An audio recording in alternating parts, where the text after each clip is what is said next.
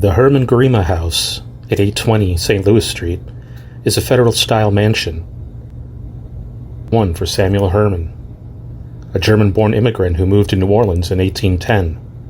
The lot on which it stands has a development history, going back to at least 1728.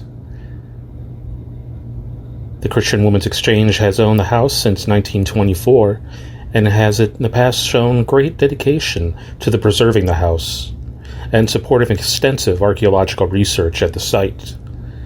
In 1974, a team of students from the University of New Orleans excavated part of the kitchen, and since then, the site has been investigated 7 times. Each are expanding on the previous work.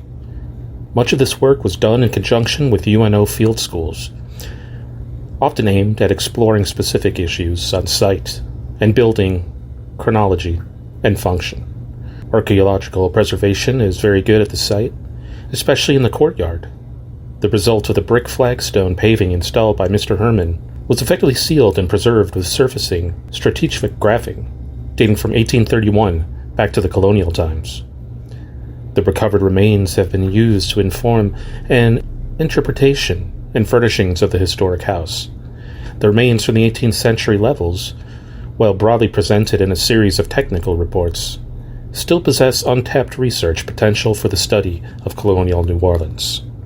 Thank you in part to NewOrleansHistorical.org for the information and their continued research on the Hermann-Grima House and Museum. Welcome back to the Wicked Webs We Weave podcast. I am your host, Ryan Mckern, and we are venturing to the Hermann-Grima House and Museum in French Quarter, New Orleans. If you have ever visited the French Quarter in New Orleans, Louisiana, you may have seen the interior of the Hermann-Grima House Museum without ever stepping through its front door. If you've watched Season 3 of American Horror Story, a series entitled Coven, you may remember Valerie hosting a party at her home. While in actuality the film crew did not shoot those scenes at the infamous Lalaurie Mansion on Royal Street, but instead at the much more accessible Hermann-Grima House Museum. The history of the Hermann-Grima House Museum, the Hermann family. During the early part of the 19th century, New Orleans began to experience significant growth in its economy. Quickly became the most fashionable place, culturally and economically, and thus drew people from all parts of the world.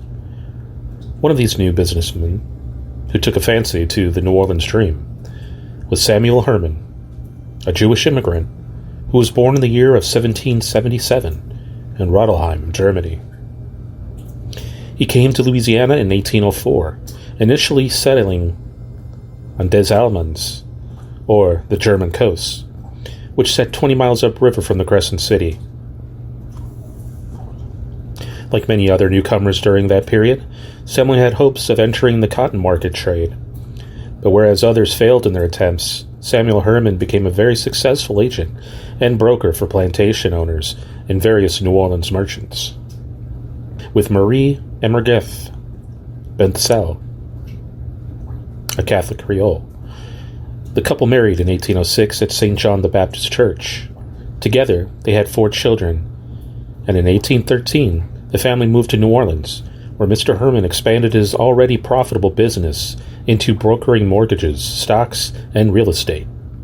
It was in 1831 that Mr. hired architect William Bryant to build his family a home on a plot of land on St. Louis Street that he had purchased a few years earlier, May 19, 1823.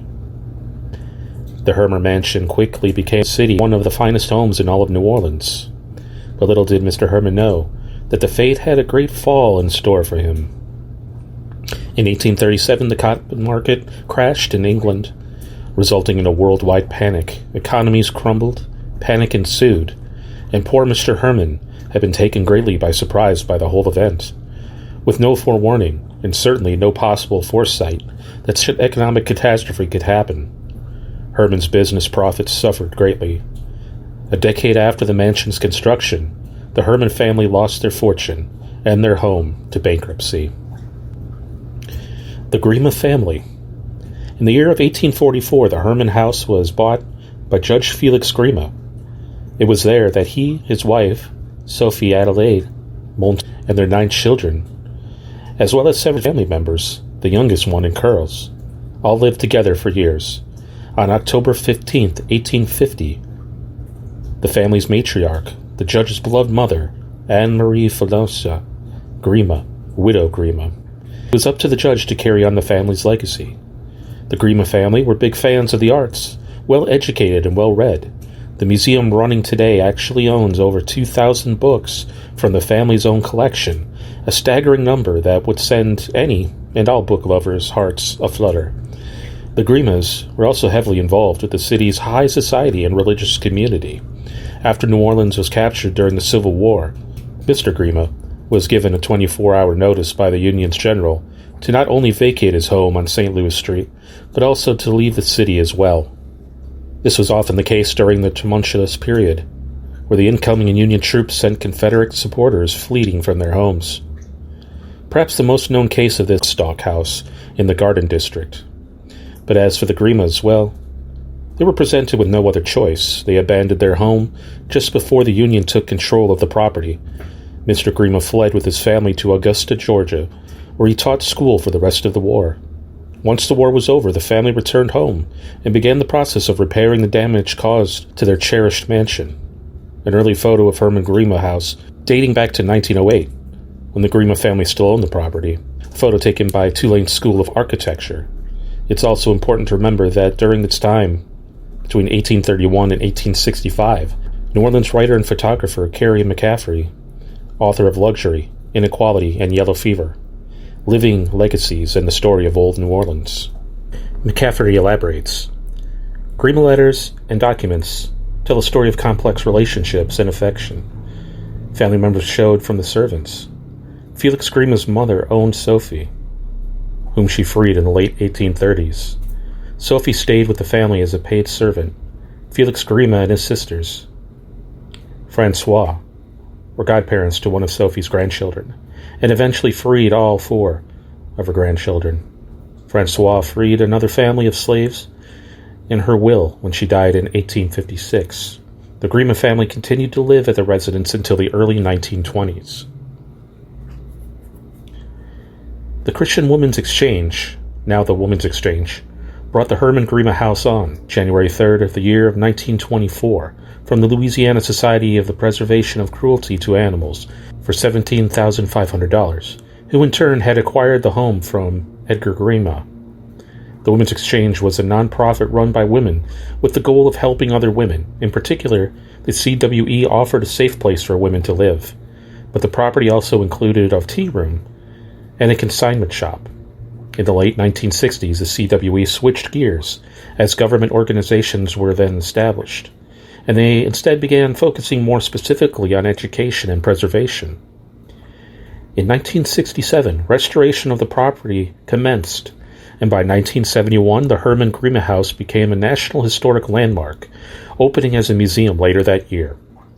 Due to the authentic restoration of the Hermann-Grima Museum, visitors are transported back in time and are able to get a real sense of the past.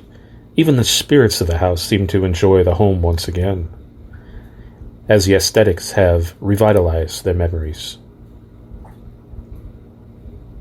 The Ghost of the Hermann-Grima House Museum. Miss Anne Grima's funeral reenactment. During the month of October, the Hermann-Grima Museum reflects the funeral and mourning customs of the time period, reenacting the funeral of the widow Grima, Anna Maria Felicia Grima, who passed away in the house on October 15th, 1850, at the age of 96. Some have made claims that Miss Grima's spirit will actually appear just to see those who have come to mourn her passing. Although if this is the case, it is simply a matter of curiosity on the part of the widow Grima's spirit. For 1 month, portraits and mirrors are draped in black, the clocks are stopped, and a coffin is placed in the living room, or the parlor as they would call it back in the day, just as the Creoles did when a loved one died. Quoted by John Bradford, a former curator and deputy director of the Hermann-Grima, who later states, "Mourning wear teaches visitors about the unique customs of New Orleanians a century and a half ago. And this is certainly true, especially in light of the fact that no other museum puts on such an interesting event. The October time mourning wear is also complemented by summer dressing. You guessed it, the summertime months, proving once more that the Hermann-Grima House Museum truly invites its guests to experience life during the mid-19th century, when Sacred to Memory exhibit devoted to the Creole mourning customs was first proposed. The Sacred to the Memory event and customs, Jan Bradford admitted, "I was kind of horrified by the whole idea. But with Anne Rice's literary work becoming part of pop culture at the time of the interview, Bradford believed that people are not so horrified by the coffin in the parlor. Me and Mackey collaborated on the research, which has been updated through the years," said Bradford. "The event was originally curated the former director, Charles Mackey. What has remained the same in the perennial appeal of the tour. A similar exhibit of weddings was not nearly as well attended, possibly because wedding customs have not changed as much as funeral customs throughout the years. The museum has been doing it for decades," said the current chief curator at Hermann-Grima Gallery of Historic Houses, Morgan Pierce, in another interview.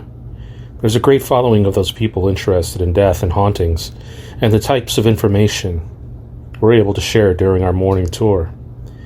In this respect, perhaps society's fascination with mourning or hauntings is a result of a need to understand our history, a past that we ourselves never experienced, but are desperate for knowledge of." Pierce explains the societal customs required of women in the 19th century.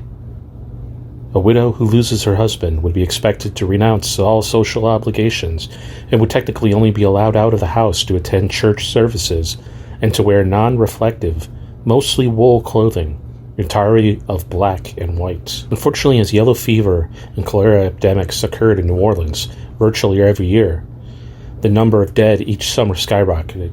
There was no known cure for either of these illnesses during the period. The main cure was to escape the confines of the bursting city, head out to the country and pray. For a large part of society's history, this has been the case. The bubonic plague, which ravaged Europe during the Middle Ages and early modern period, succeeded in decimating large quarters of the population. There was the fear that pestilence, that was often called, was an account of sin and bad cleanliness within the cities. New Orleans between the 18th and 19th centuries was no different, proving that epidemics with no known cure can be the more frightening thing of all.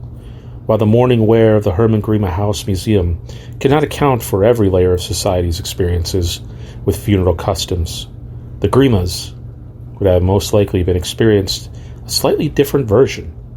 From the poorest members of society, there is no doubt that societal customs were cemented into place during this period.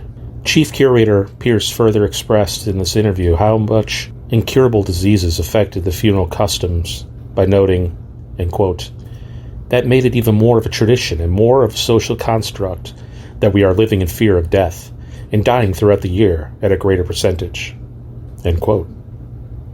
In recent years, some have even begun to question the annual ceremony in which the museum honors and celebrates Miss Grima upon dozens of slaves.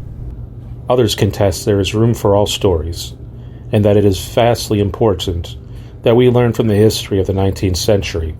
As historians ourselves, we can see the sides of both arguments, but tend to agree with the latter. That following information was by GhostCityTours.com. Ghostly Encounters. The Hermann-Grima has its own, albeit small, reputation as a ghostly property, with tales of unexplainable happenings. One reported incident occurred at the front desk. Visitors were purchasing their tickets, as the story was related to us, when the group noticed a couple dressed in 19th century garb. Naturally, the visitors just assumed that a couple were actors hired by the museum.